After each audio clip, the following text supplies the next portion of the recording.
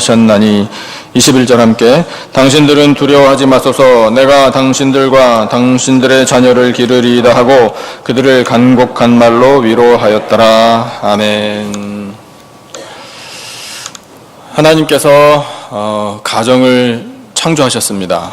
가정은 사람이 물론 이루는 것이지만 하나님께서 태초부터 세워주신 이 땅에 처음으로 세워주신 기관입니다.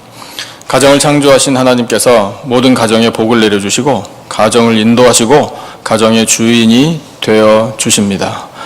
사랑하는 성도 여러분, 가정마다 우리 하나님을 주인으로 모시고 사시기를 예수님의 이름으로 축복합니다. 하나님께서 그래서 가정을 통해 하나님의 뜻을 이루어 가시는 것을 우리는 말씀을 읽으면서 많이 느끼게 됩니다. 가정에 관한 말씀을 많이 주실 수밖에 없습니다.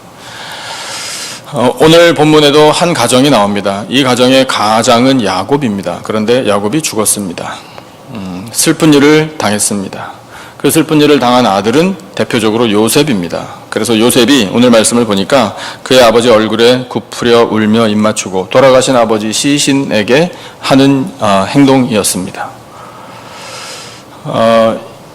이 야곱이 죽었을 때에 아들들이 슬퍼한 것은 당연한 일인데 야곱과 이 아들 12명 하나의 가정이고 가문이지 않습니까? 근데 그 야곱의 12아들들을 통해 하나님께서 하신 일이 어떤 것이냐면 이스라엘의 12지파를 만드신 일입니다. 그래서 이스라엘 12지파가 되게 하셨다라는 이 사실은 그것이 하나의 공동체가 되어서 무언가를 미리 보여주신 예표가 되었다라는 사실입니다. 그런데 그 예표가 바로 교회를 향한 예표입니다. 야곱의 아들들을 통해 이스라엘 민족을 이루신 하나님이 오늘 우리 교회를 세워주신 줄로 믿습니다. 그래서 우리 교회의 주인도 하나님이십니다. 이 야곱의 죽음을 두고 하나님께서 우리에게 야곱이 어떤 사람이었는지를 가르쳐 주시는 것이 우리에게 귀감이 됩니다. 그러니까 우리도 그렇게 살기를 하나님이 원하셔서 이 말씀을 주고 계신다라고 우리가 받아들일 수 있는 말씀이 49장에 나오는데 여러분 오늘 우리가 읽은 본문 바로 앞장이니까 한번 살펴보시죠. 49장 28절을 한번 같이 보시면 좋겠습니다. 49장 28절을 펴보시면 한 장만 넘기시면 나올 거예요. 79페이지에 28절 한 절만 우리 같이 읽어보겠습니다. 시작. 이들은 이스라엘의 12지파라 이와 같이 그들의 아버지가 그들에게 말하고 그들에게 축복하였으니 곧 그들 각 사람의 분량대로 축복하였더라. 아멘. 야곱의 인생을 단적으로 표현한다면 축복의 사람입니다. 그 축복은 어떤 것이냐면 잘 이해해야 합니다. 아들들을 위하여 복을 빌어준 사람이라는 뜻입니다. 야곱이 손에 많은 것을 쥐고 있기 때문에 아들들에게 그것을 12등분해서 자, 이 아버지가 가지고 있는 이 재산을 너희들 잘 나눠 가져라. 이것이 축복이 아니라 하나님, 야곱이요. 하나님, 우리 이 아들들에게 복을 내려주십시오. 라고 기도하고 자, 그래서 첫째 아들부터 막내 아들까지 이와 같은 복을 누리기를 원한다. 누리게 될 것이다. 라고 기도하고 선포한 것이 축복입니다. 야곱의 인생 하나님께서 평가하실 때 우리에게 보여주실 때 야곱은 그의 인생은 축복하는 인생이었다 라고 말씀하고 계시는 겁니다.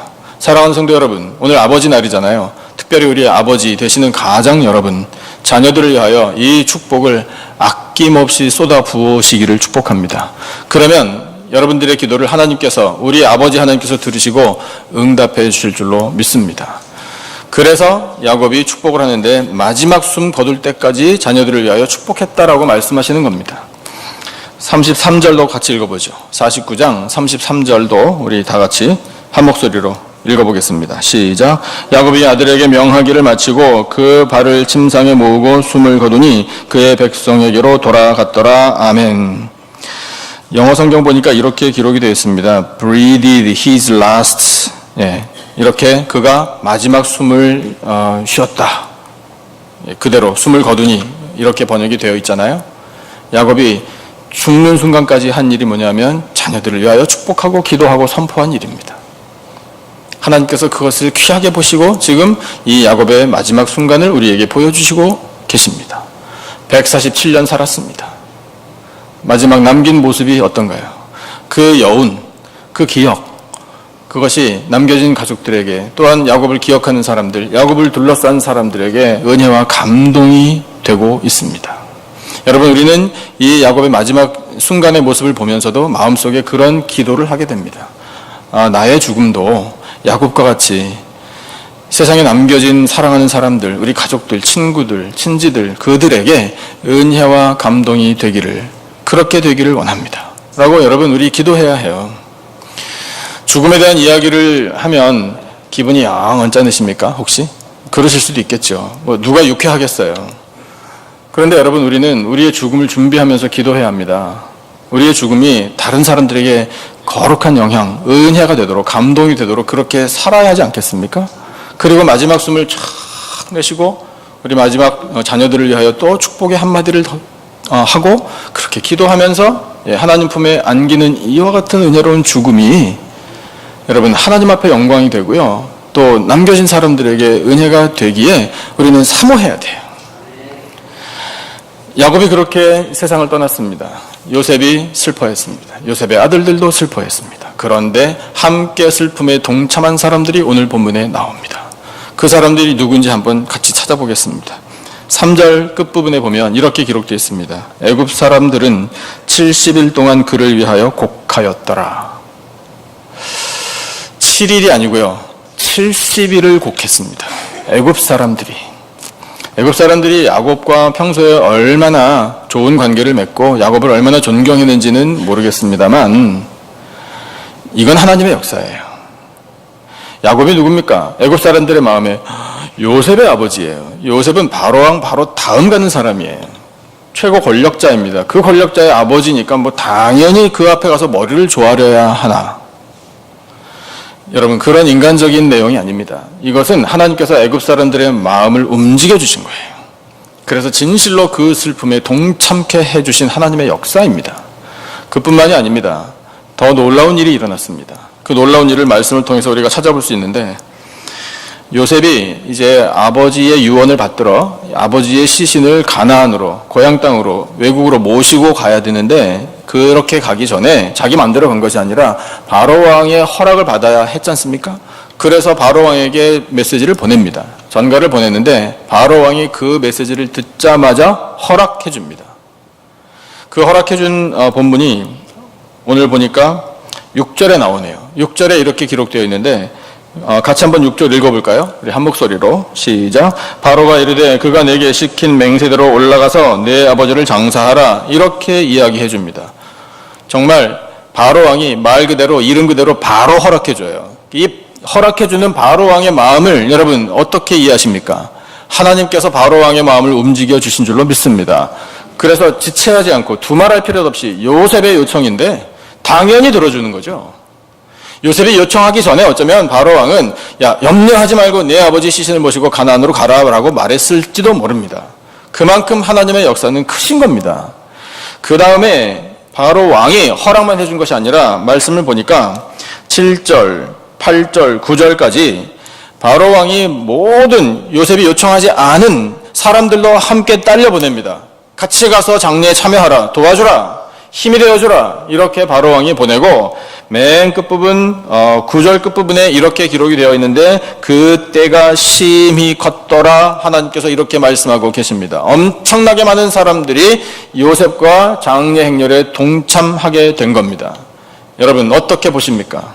요셉이 그렇게 평상시에 바로왕의 신임을 두텁게 받았고 나라를 위해서 한 일이 참 컸기 때문에 당연히 해야 되는 것이죠. 맞습니다. 그건 우리 눈에 보이는 표면적인 현상입니다.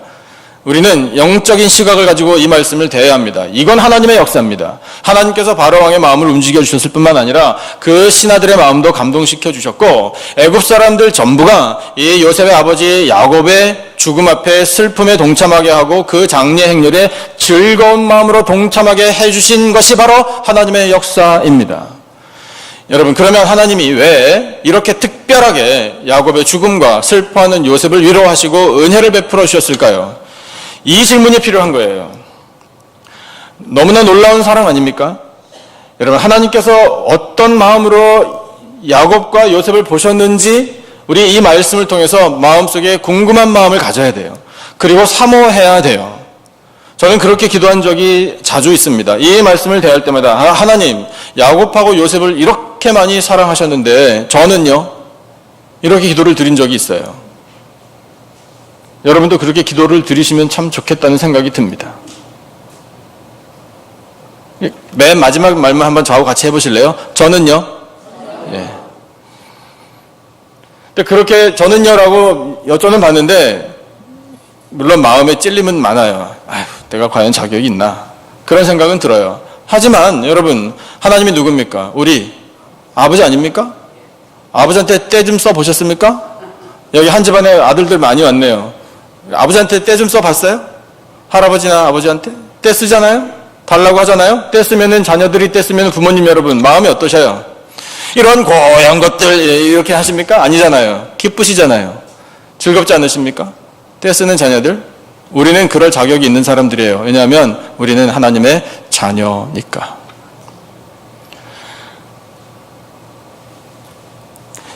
이 야곱과 요셉에게 왜 하나님이 특별한 사랑을 베풀어 주시는지 우리 그들의 삶을 좀 살펴보면 알 수 있습니다. 제가 정리를 좀 했어요. 요약을 했어요. 이렇게 집중해서 간단하게. 공통점이 나오더라고요. 아버지 야곱과 그 아들 요셉, 부전자전이라고 공통점이 보이는 게 뭐냐면 단어로 정리를 해볼 수 있는 게 믿음과 열정이에요. 그들에게는 믿음이 있었습니다. 야곱의 믿음은 어떤 믿음인가요? 복, 하나님께로부터 복은 반드시 온다. 그래서 천사를 만나 씨름할 때도 내게 축복하지 않으면 내가 당신 가게 안 합니다. 그 믿음이 있었습니다. 그 믿음이 열정으로 나타났어요. 그 열정이 물론 하나님을 향한 열정이었는데 인간적으로도 열정이 보여요. 근데 하나님이 그 열정을 참 귀하게 보신 것으로 이해가 됩니다. 어떤 열정인가요? 사랑하는 아내 라헬을 얻으려고 외삼촌 집에 가서 그냥 페이 안 받고 무료로 완전 노예처럼 그렇게 봉사를 했는데 처음에 7년 봉사할 때 그 느낌이 야곱의 마음이 어땠는가 하면 7년을 섬기며 그 7년을 마치 며칠처럼 여겼다라고 기록되어 있어요. 그 야곱의 마음이 우리 남성 성도 여러분 이해되십니까? 사랑하는 여인을 얻으려고 7년을 며칠처럼 봉사하는 그 마음이 이해되시는 분이야말로 멋있는 분들이에요. 정말 멋있잖아요. 그런 열정이 야곱은 정말 식지 않았습니다. 그 식지 않은 열정을 가지고 하나님이 원하시는 이 이스라엘 가문, 이스라엘 공동체를 세우는 일에 역할을 감당한 사람이 야곱입니다. 그러니까 하나님께서 특별하게 사랑하실 수밖에 없다라는 결론에 이르는 거예요. 요셉도 마찬가지. 요셉은 야곱보다 한층 더 성숙해서 어떤 믿음을 가지고 있었는가 하면 그냥 단순히 하나님께서 나에게 복을 주신다 이 정도가 아니라 하나님께서 구원하신다라는 믿음을 가지고 있었습니다. 오늘 말씀에도 요셉이 그 구원을 선포하는 말씀이 나옵니다. 요셉은 평생토록 그 믿음, 하나님께서 구원하신다라는 믿음에 흔들린 적이 없습니다. 청소년 시절에 온갖 역경을 다 극복하고 바로왕의 발탁을 받아서 총리가 되었죠. 그때의 요셉의 열정이 나옵니다.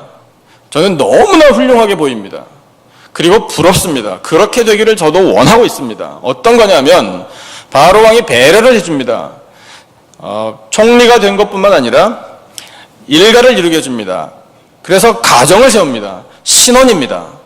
신혼이어서 요셉이 이제 정말 그의 삶이 참 풍요롭고 아름답고 그렇게 참 복된 인생이 시작되었는데 시작되자마자 요셉이 한 일을 하나님께서 말씀하십니다. 뭐라고 말씀하시냐면 애굽 온 땅을 순찰하니라. 그것도 2번이나 말씀하십니다. 영거포 하나님께서 말씀하셨다라는 건 중요하다라는 뜻인데 요셉이 애굽 온 땅을 순찰한 것이 왜 중요합니까? 여러분 우리는 알지 않습니까? 애굽의 모든 땅을 요셉이 순찰한 이유 그 목적은 앞으로 다가올 7년 흉년을 대비하여 곡식 저장할 곳을 찾기 위해서 순찰한 겁니다. 그러면 그렇게 순찰할 때에 요셉의 마음이 어땠을까를 한번 생각해 본다면 그때의 상황이요. 이 애굽이라는 나라가 세계에서 제일 컸습니다. 땅덩어리 엄청나게 컸습니다. 자기 나라 국경이 어디까지인지도 몰랐을 것입니다. 얼마나 큰지도 몰랐지만 그 넓은 나라 애굽 전체를 일일이 다니며 바로 여기가 곡식 저장 창고 장소로 좋겠다라는 것을 판단하기 위하여 직접 나간 겁니다.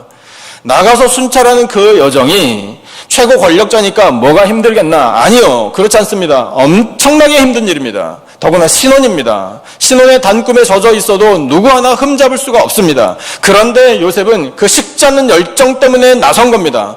나섰을 때에 그의 마음이 단순히 곡식 저장 창고를 지어야 되겠다 이것만이 아니라 그 일이 하나님의 일이기 때문에 하나님의 일을 하고자 하는 열정이 식지 않았다라는 사실입니다. 그래서 하나님이 이 곡식 저장 창고를 지게 하심으로 다가올 흉년에 민족들을 구원하신다라는 생각을 그가 가졌다는 거예요. 그래서 그 하나님의 구원의 역사에 쓰임받기 위한 그 열정이 요셉에게는 항상 있었다라는 것입니다. 하나님께서는 그걸 보신 거예요. 그러니까 그렇게 이해하고 보니 하나님이 요셉에게 특별한 사랑을 베풀어 주실 수밖에 없군요 라고 인정하게 되어 드렸습니다. 여러분, 우리 그렇게 하나님께 얘기했잖아요. 하나님, 저는요 이제 떼쓰기를 했잖아요. 떼쓰기를 했으면 받을 자격을 갖춰야 되죠. 우리 하나님 마음을 좀 움직여 드려야 되지 않습니까? 그러려면 여러분, 우리도 이 믿음과 열정을 가지고 있어야 합니다. 그 믿음과 열정도 구해야 합니다. 구하셔서 꼭 받으시기를 축복합니다. 그래서 하나님께서 보시고 칭찬해 주시고 내가 사랑할 수밖에 없구나 라고 하나님께서 감탄하시는 우리들의 믿음의 삶, 열정의 삶이 되시기를 예수님의 이름으로 축복합니다.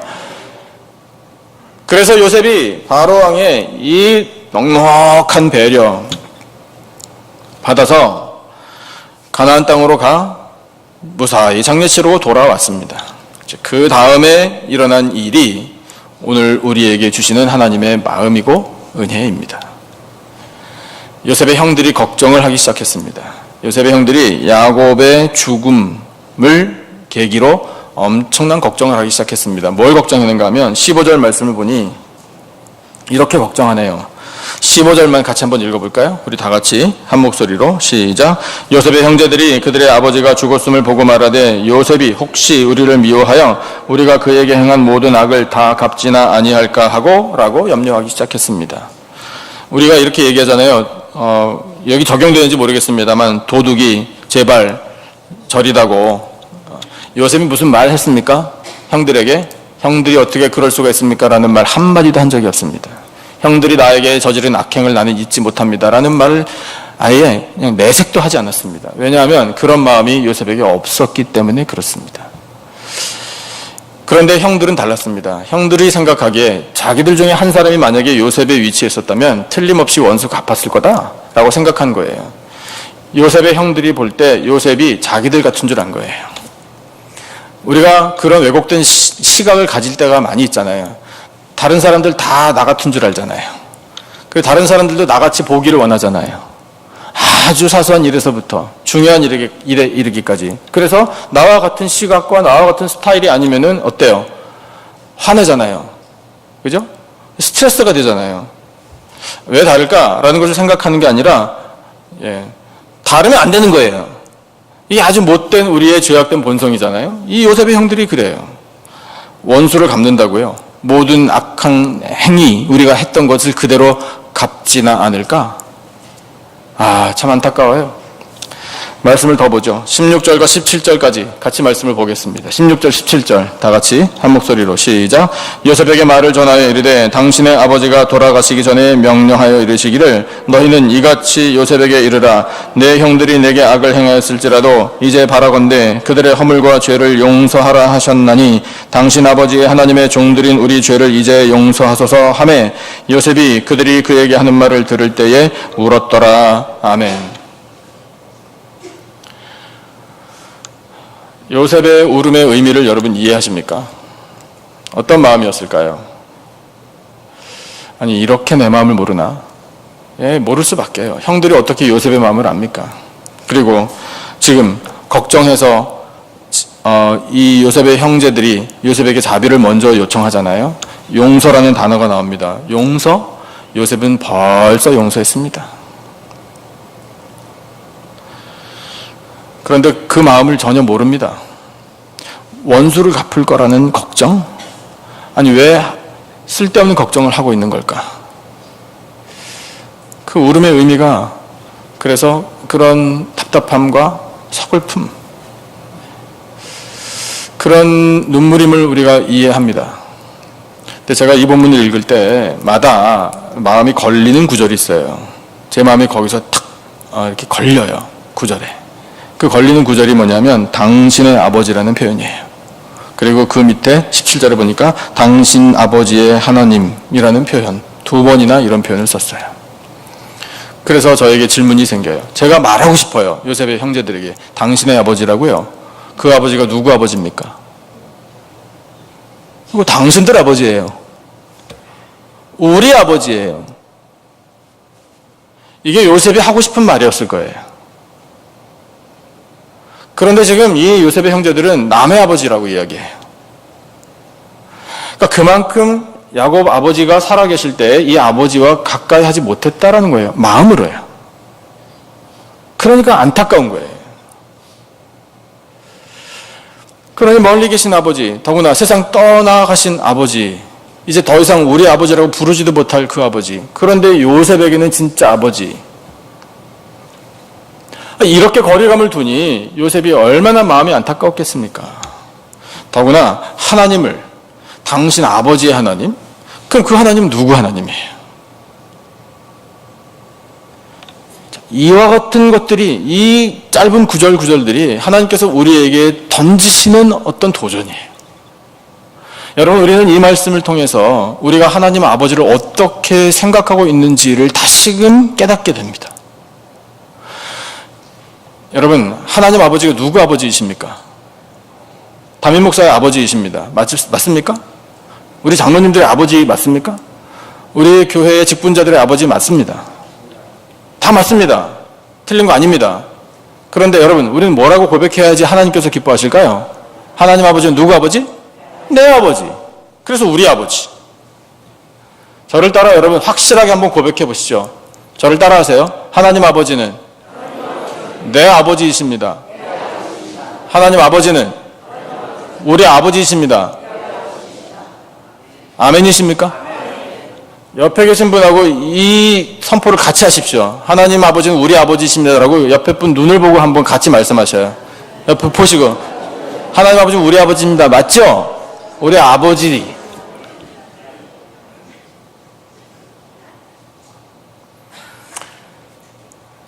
그 고백을 들으신 하나님께서 기뻐하실 줄로 믿습니다.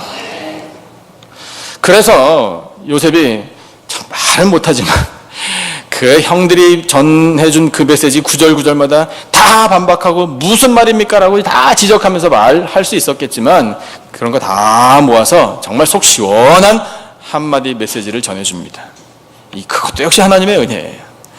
잘 되는 집은 달라요. 같이 보시죠. 20절 같이 읽어보겠습니다. 20절 한 목소리로 시작. 당신들은 나를 해하려 하였으나 하나님은 그것을 선으로 바꾸사 오늘과 같이 많은 백성의 생명을 구원하게 하시려 하셨나니 할렐루야. 아멘.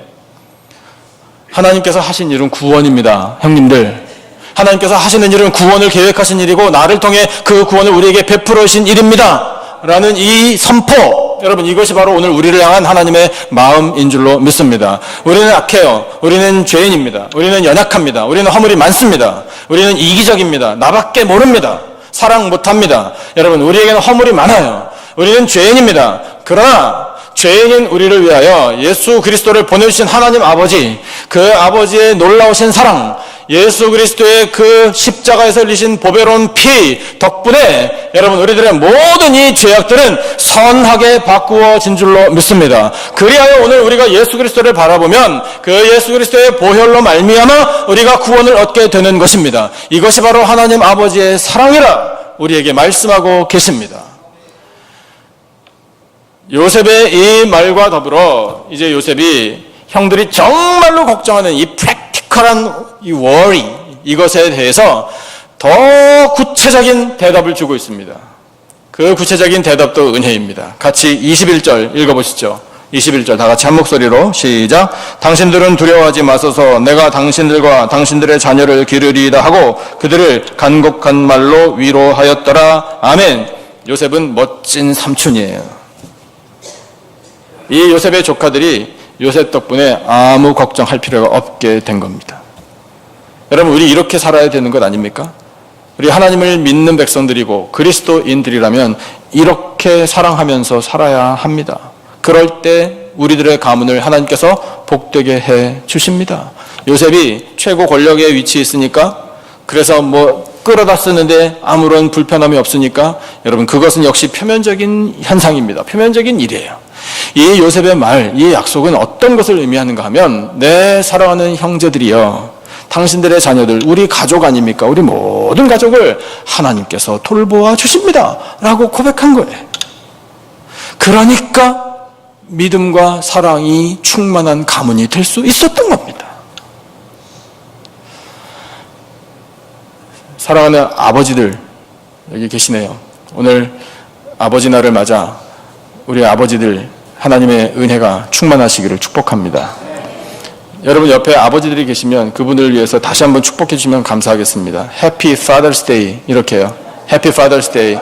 힘차게 축복해 주시죠. 예. 왜 나 오늘 축하 안 해줍니까? 라는 마음 절대로 안 생기게요. 아버지들이 최고입니다. 왜 아멘 안 하실까요?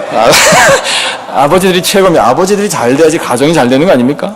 가정이 똑바로 서 있어야지 가정이 평안하죠. 담임 목사가 똑바로 서 있어야 교회가 평안한 거 아닙니까? 여러분, 직장의 경영인 여러분, 경영주가 믿음 가운데 바로 서 있으면 하나님께서 복을 내려주실 줄로 믿습니다. 나라는 어떻습니까? 대통령이 똑바로 믿음 가운데 서 있고 하나님 경외하면 나라가 평안해지는 겁니다. 그런데 한 사람에게 달린 게 아닙니다. 리더가 있다는 얘기는 누가 있다는 얘기죠? followers들이 있다는 얘기예요. 따르는 사람들이 있으니까 리더가 있는 거지. 자기 혼자 있을 거면 리더가 무슨 필요 있습니까? 그러니까 우리 모두가 다 한마음이 돼야 하는 거예요. 우리 모두가 다 믿음, 우리 모두가 다 열정, 우리 모두가 다 하나님의 은혜를 간구하면 믿음과 사랑이 충만한 가문, 믿음과 사랑이 충만한 교회, 믿음과 사랑이 충만한 나라 반드시 하나님께서 허락해 주실 줄로 믿습니다. 그런 은혜 가운데 주님 찬양하며 하나님 나라 바라보고 사시는 이 땅의 모든 아버지들, 또한 우리 모든 하나님의 백성들이 되시기를 예수님의 이름으로 축원합니다. 기도하겠습니다. 하나님 아버지 감사합니다. 야곱의 삶을 통해, 또한 그의 장래의 모든 일들을 통해, 요셉을 통해 하나님께서 오늘 저희들에게 은혜를 베풀어 주셔서 그것을 알게 하여 주시니 참으로 감사합니다. 오직 믿음으로 사는 가문은 하나님께서 복 내려 주실 줄로 믿습니다. 하나님 잘 섬기고 열정을 품고 하나님의 일을 감당하는 모든 가문 하나님께서 사랑하여 주시는 줄로 믿습니다. 하나님, 그와 같은 우리들의 모든 삶의 터전들이 되기를 원합니다. 가정들마다 아버지들을 세우셨사오니 아버지들을 통해 하나님의 은혜가 넘쳐나기를 간절히 원합니다. 주여, 우리 교회와 또한 이 나라 모든 공동체 가운데에도 놀라우신 은혜를 베풀어 주실 줄로 믿습니다. 아버지, 허락하신 말씀을 붙들고 오직 믿음으로 살아 하나님의 영광을 나타내게 하여 주시고 하나님 주시는 은혜 앞에 늘 감사 찬양하며 천국의 기쁨을 누리며 살아가는 복된 가정들, 복된 가문들이 다 되게 하여 주시옵소서. 귀한 말씀 주심을 감사하며 예수님의 이름으로 기도드리옵나이다. 아멘.